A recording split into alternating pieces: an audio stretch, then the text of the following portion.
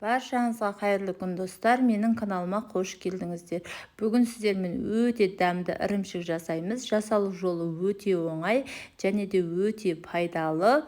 Сіздер де менімен бірге жасап көріңіздер. Ол үшін видеоны соңына дейін көріп, жаңадан көріп отырған көрермен болсаңыздар, менің каналыма тіркеліп, лайк басып, комментария жазып, осындай қазақша каналдардың дамуына аз да болса өз үлестеріңізді қоса кетіңіздер.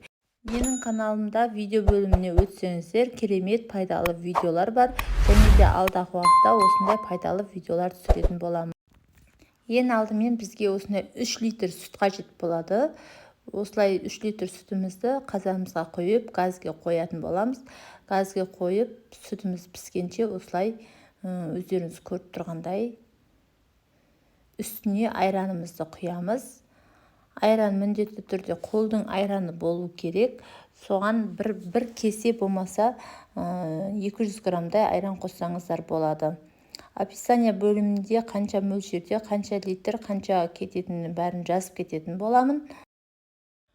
Сүтімізді 3 сағат жай отта, осындай баяу отта 3 сағат қайнататын боламыз. 3 сағаттан кейін өздеріңіз көріп тұрғандай сүтіміз қоңырқай түске енетін болады.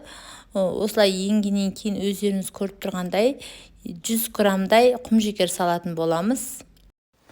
Енді өздеріңіздің қалауларыңызша тәттірек болсын десеңіздер, одан да көп құмжекер қоссаңыздар болады. Маған онша тәтті керек болмағандықтан осындай 100 грамм құмжекер қостым. Енді осыны тағы да бір 10 минуттай қайнататын боламыз. Біздің қызыл ірімшігіміз толықтай дайын болып шықты. Сүтіміз осылай тартылып, осындай болып шықты. Енді осыны сүзіп қатыратын боламыз. Ол үшін бізге осындай сетка қажет болады. Болмаса марлы болса, марлымен істесеңіздер де болады. Барлығын осылай орамалға салып сүзіп алатын боламыз.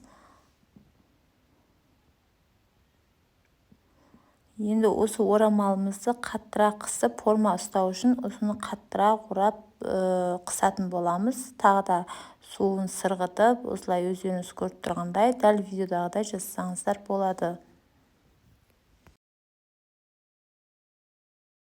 Бізге осындай тесік ыдыс қажет болады. Суы сырғып ағу үшін, сол үшін монтоварканың осындай ыдысын алдым. Оның үстіне осылай форма сақтау үшін тарелканы осылай жауып қойдым. Оның үстіне 2 литрлік баклажкаға су құйып, осылай бастырып қоятын боламыз.